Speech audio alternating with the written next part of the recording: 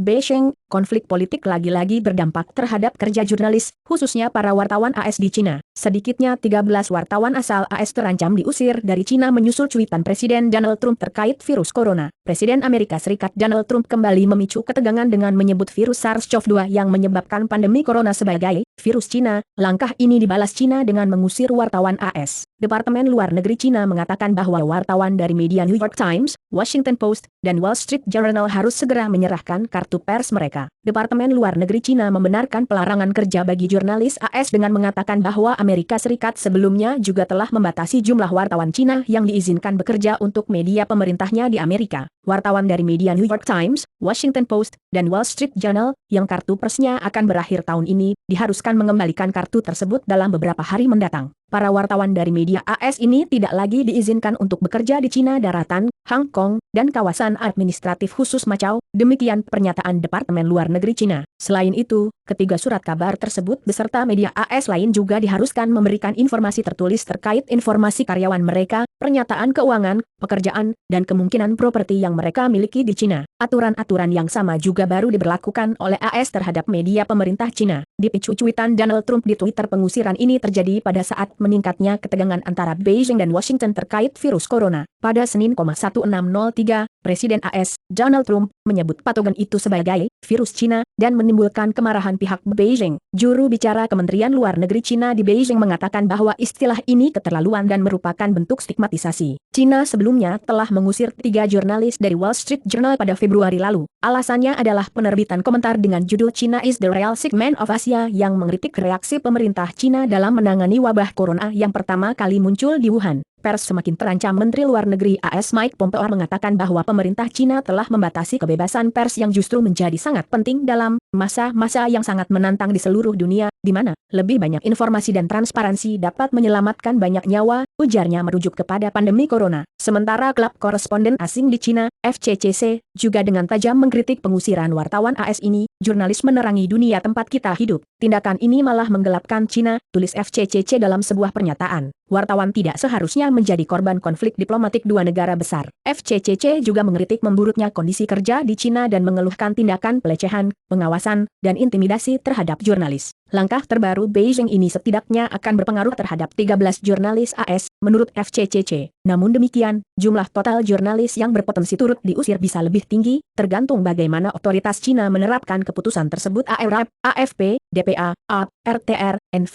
CNVC, DW Donald Trump Amerika Serikat Cina.